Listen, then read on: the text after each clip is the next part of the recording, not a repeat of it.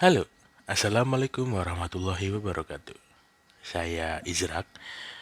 Pada video kali ini, saya akan membahas bab 2 dari hasil kerja praktik saya.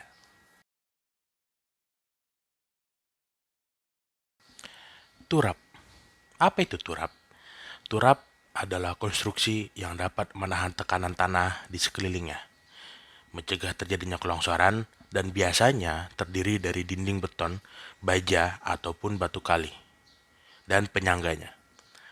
Konstruksi dinding turap terdiri dari beberapa lembaran turap yang dipancangkan ke dalam tanah, serta membentuk formasi dinding menerus secara vertikal yang berguna untuk menahan timbunan tanah atau tanah yang berlereng.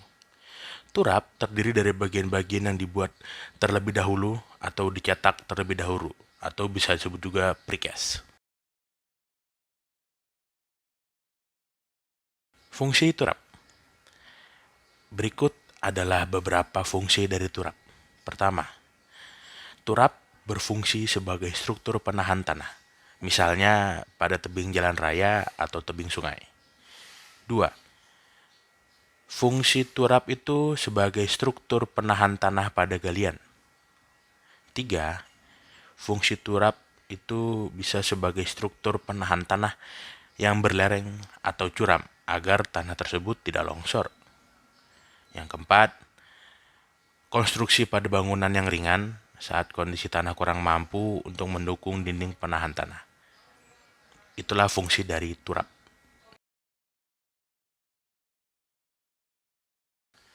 Jenis-jenis turap.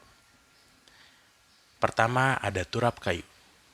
Turap kayu digunakan untuk dinding penahan tanah yang tidak begitu tinggi, karena tidak kuat menahan beban lateral yang besar. Turap ini tidak cocok digunakan pada tanah berkerikil, karena turap cenderung pecah apabila dipancang. Bila turap kayu digunakan untuk bangunan permanen yang berada di atas muka air, maka turap kayu perlu diberikan lapisan pelindung agar tidak mudah lapuk. Turap kayu juga banyak digunakan pada pekerjaan sementara, misal untuk penahan dinding tebing galian. Yang kedua, ada turap beton. Turap beton merupakan balok-balok yang telah dicetak sebelumnya, kemudian dipasang dengan bentuk tertentu. Balok-balok turap saling mengait satu sama lain. Masing-masing balok dirancang kuat, menahan beban yang bekerja pada turap, juga terhadap beban yang bekerja pada waktu pengangkatan serta pemancangannya. Ujung bawah turap biasanya dibentuk meruncing untuk memudahkan pemancangan. Turap beton biasa digunakan pada bangunan permanen atau pada detail-detail konstruksi yang agak sulit, seperti dinding pada saluran sungai atau dinding penahan tanah untuk tebing yang curam. Yang ketiga, ada turap baja. Turap baja adalah jenis yang paling umum yang digunakan, baik digunakan untuk bangunan permanen atau bangunan sementara. Karena turap-turap baja ini memiliki sifat-sifat yang unik, yaitu sebagai berikut. Pertama, tahan terhadap tegangan dorong yang sangat tinggi. 2. Mempunyai berat yang relatif tinggi. 3. Dapat dipakai berulang-ulang. 4. Umur pemakaiannya cukup panjang, baik di atas maupun di bawah air. 5. Mudah menambah panjang tiang pancang dengan mengelas maupun dengan pemasangan baut. 6. Sambungan-sambungan sangat sedikit mengalami deformasi bila didesak dengan tanah dan batuan selama pemancangan. Tipe-tipe dinding turap. Terdapat 4 tipe dinding turap. Pertama, dinding turap cantilever. Dinding turap cantilever merupakan turap yang dalam menahan beban lateral mengandalkan tahanan tanah terhadap dinding. Defleksi lateral yang terjadi relatif besar pada pemakaian turap cantilever. Karena luas tampang bahan turap yang dibutuhkan bertambah besar dengan ketinggian tanah yang ditahan akibat momen lentur yang timbul, turap cantilever hanya cocok untuk menahan tanah dengan ketinggian atau kedalaman yang sedang dan dia tidak terlalu dalam. Kedua, ada dinding turap di anchor. Apa itu? Dinding turap di anchor cocok untuk menahan tebing galian yang dalam, tapi masih juga bergantung pada kondisi tanah. Dinding turap ini menahan beban lateral dengan mengandalkan tahanan tanah pada bagian turap yang terpancang ke dalam tanah dengan dibantu oleh anchor yang dipasang pada bagian atasnya. 3.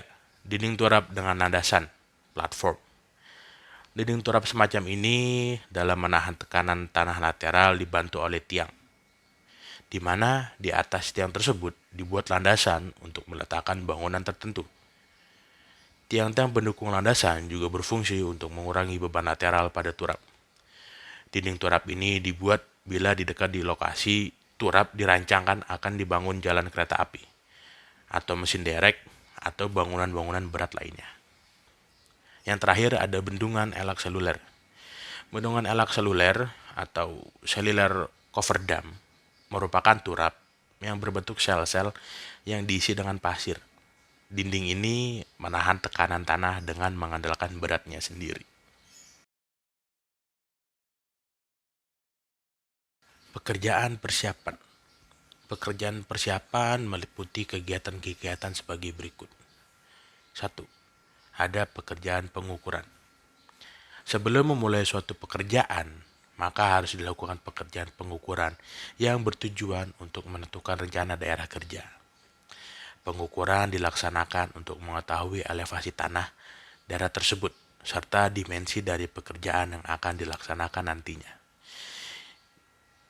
Jika keadaan di lapangan mengalami perubahan pada pengukuran perencanaan, maka akan dilakukan pengukuran ulang sebelum pekerjaan dimulai serta memeriksa seluruh titik yang ada yang akan digunakan dalam pengukuran pekerjaan yang nantinya akan dituangkan ke dalam gambar kerja. Kedua, ada mobilisasi. Apa maksudnya? Mobilisasi itu proses pengiriman peralatan ke lokasi pekerjaan sesuai dengan kebutuhan sebagaimana yang disyaratkan pada daftar peralatan yang telah disampaikan dalam dokumen penawaran. Ada beberapa tahap kegiatan dalam mobilisasi ini. Yang pertama itu ada sosialisasi dan perizinan ke Pemda setempat dan pihak terkait. Dalam hal ini Pemda tempatnya itu dinas yang mengeluarkan pekerjaan. Kemudian ada survei lokasi untuk fasilitator, kantor lapangan, base camp, gudang, dan workshop. Lalu ada membuat atau menyediakan fasilitas lain seperti direksi, beserta bangunan lain sesuai gambar kerja yang dibutuhkan selama pekerjaan berlangsung. Lalu pembuatan dan pemasangan papan nama proyek. Kemudian juga ada mobilisasi personil dan peralatan yang dibutuhkan selama pekerjaan. Lalu mempersiapkan pembuatan jalan kerja untuk akses peralatan ke lokasi yang termasuk pula rencana pengaturan lalu lintas di dalamnya. Yang terakhir ada pembersihan semak atau pembersihan tempat kerja yang menggunakan alat bulldozer. Dan hasil dari pembersihan dikumpulkan ke satu sisi, kemudian diangkut dengan alat ekskavator, dan kemudian dibuang dengan dump truck ke lokasi pembuangan yang sudah ditentukan.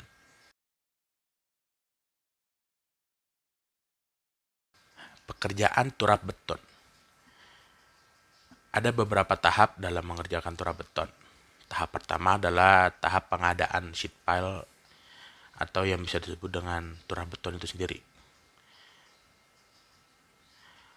Turap beton yang dipabrikasi itu didatangkan dalam keadaan siap pakai atau precast.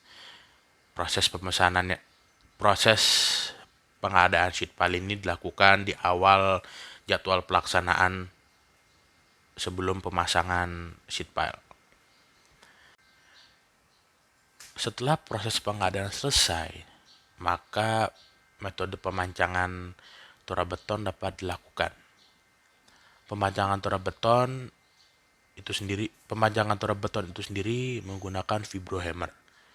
Pemancangan turap beton dilaksanakan sesuai dengan ukuran atau kedalaman yang ditentukan dalam gambar kerja dan yang telah disetujui oleh direksi. Wire rope atau seling baja harus diperiksa terlebih dahulu secara hati-hati. Dan seling layak dipakai selama proses pemancangan. Ketika proses pengangkatan turap beton dan penurunan harus dilakukan di dua titik yang berbeda.